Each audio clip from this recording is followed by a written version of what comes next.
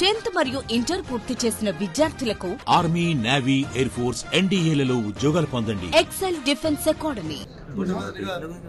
భారతీయ Janata Party Medak parliament అభ్యర్థిగా పోటీ చేయడానికి నాకు అవకాశం ఇచ్చిన తర్వాత మొదటి రోజు ఇక్కడ వచ్చిన మీడియా మిత్రులకి, మా కార్యకర్త బంధువులందరికీ కూడా పేరు పేరున శుభాకాంక్షలు, అభినందనలు తెలియజేస్తాను. 1999 తర్వాత మెదక్ పార్లమెంట్ నియోజకవర్గం మీద భారతీయ జనతా పార్టీ జెండాను ఎగురేయడానికి కార్యకర్తలందరూ సన్నద్ధులైనారు, ఉవ్విళ్ళూరుతున్నారు. మూడోసారి నరేంద్రుడి పాలనలో భారతీయ జనతా పార్టీ అధికారంలోకి రాబోతున్నటువంటి ఈ తరుణంలో మెదక్ పార్లమెంటుని ఎట్టి పరిస్థితులలో గెలవాలని 18 ఏళ్ళ కొత్తగా ఓటు వచ్చిన వాళ్ళ దగ్గర నుంచి మొదలుకుంటే 75 ఏళ్ళ మా రామచంద్రరావు సార్ దాకా ప్రతి ఒక్కరు కూడా అదే ఉత్సాహంతో ముందుకు పోతా ఉన్నారు. ఇది పరిపూర్ణంగా నరేంద్ర మోడీ గారి మూడోసారి విజయానికి సంకేతంగా ప్రజలందరూ కూడా ఇవ్వబోయేటువంటి తీర్పుగా మేము భావిస్తూ ఉన్నాం. నిన్నటిదాకా ఈ రాష్ట్రంలో అధికారంలో ఉన్నటువంటి పార్టీ ఏ తప్పు పనులు అయితే చేసిందో, ఏ అధికార దుర్వినియోగానికి అయితే పాల్పడిందో, అదే పనులని ఈరోజు కాంగ్రెస్ పార్టీ చేయడం అనేది దురదృష్టకరం. 10 ఏళ్ల పాలనలో వాళ్ళు చేసినటువంటి తప్పులు, ప్రతిపక్షాలకు సంబంధించి ఎన్నికైనటువంటి ప్రజాప్రతినిధులని వాళ్ళు గౌరవించినటువంటి విధానం దేశం మొత్తం చూసింది. ప్రజలందరూ కూడా బాధపడ్డారు.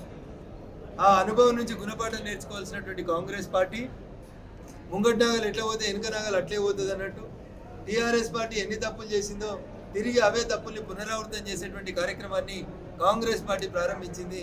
ఇది బాధాకరం, దురదృష్టకరం. ప్రజాస్వామ్యానికి ఇది మంచిది కాదని చెప్పి నేను ఈ సందర్భంగా కాంగ్రెస్ పార్టీ పెద్దలకి ఈ సందర్భంగా హితవు పలుకుతా ఉన్నాను. మేము గేట్లు తీస్తాం. గేట్లు తీసిన ఎందుకన్నా ఆల్రెడీ నీకు 64 మందిని ప్రజలు ఇచ్చింది. నీ గేట్ లోపల ఉన్న నువ్వు భద్రంగా చూసుకుంటే చాలు కదా. నువ్వు గేట్లు తీసి కొత్తగా బయట వాళ్ళని తెచ్చుకోవాల్సినటువంటి అవసరం ఎందుకు వచ్చింది అనేది ఒకసారి ముఖ్యమంత్రి గారు ఆలోచించుకోవాలి. మీకంటే ముందు పనిచేసినటువంటి ముఖ్యమంత్రి తప్పు చేసిండనే, ఇతర పార్టీల ఎమ్మెల్యేలను కొనుగోలు చేయడం తప్పనే టీఆర్ఎస్ పార్టీకి ప్రజలు ఆ రకమైనటువంటి తీర్పు ఇస్తే 100 రోజులు కాకముందే మీరు కూడా అదే అడుగుజాడలలో పోవాలని ఆలోచించడం దురదృష్టకరం. మీరు ఎన్నికల కంటే ముందు ప్రజలకు ఇచ్చినటువంటి వాగ్దానం, మేము గెలుస్తాం, నేను ఆగుండ్రి, ఇప్పుడు తీసుకుంటే ₹1,00,000 వస్తుంది లోను, లేకపోతే లోను 1,00,000 మాఫీ అవుతుంది, నేను ఆగుండ్రి 2 లక్షలు మాఫీ చేస్తాము అని చెప్పింది. 3 నెలలైంది మీరు ముఖ్యమంత్రి అయి. 2 లక్షల రైతు రుణమాఫీ చంద్రశేఖరరావు గారు ఎట్లయితే అబద్ధాలు చెప్పి కాలం గడిపిండో, రేవంత్ రెడ్డి గారు కూడా అదే అడుగుజాడలో నడవడం అనేది దురదృష్టకరం. చిన్న వయసులో మీకు అవకాశం వచ్చింది, ప్రజలకు ఇచ్చినటువంటి వాగ్దానాలను నిలబెట్టుకుంటే బాగుంటుంది. కానీ 3.5 కోట్లు ఓడిపోయిన అభ్యర్థులు పోయి కొబ్బరికాయలు కొట్టుకుని జీవోలు ఇస్తే ఇది ప్రజాస్వామ్యానికి మంచిది కాదని చెప్పి నేను ముఖ్యమంత్రి గారికి ఈ సందర్భంగా తెలియజేయదలుచుకున్నాను. వాళ్ళు గొంగలనే కూర్చొని అన్నం తిన్నారు, మీరు గొంగలనే కూర్చొని అన్నం తినేటువంటి ప్రయత్నం చేస్తూ ఉన్నారు. తెలంగాణ సమాజం దీన్ని స్వాగతించదు, దీన్ని ఇష్టపడదు రేవంత్ రెడ్డి గారు. అందుకని 2,000 పింఛన్ 4,000 ఇస్తా అన్నారు. నిన్నటి దాకా ఎవరెవరికైతే 2,000 వచ్చినాయో వాళ్ళందరికీ 4,000 ఇయ్యండి. వాళ్ళు 3,000 నిరుద్యోగ భృతి ఇయ్యక విఫలమైంది అని చెప్పి మీరు చెప్పిండ్రు కదా. రాహుల్ గాంధీ సమక్షంలో 4,000 నిరుద్యోగ భృతి ఇస్తా అన్నారు కదా.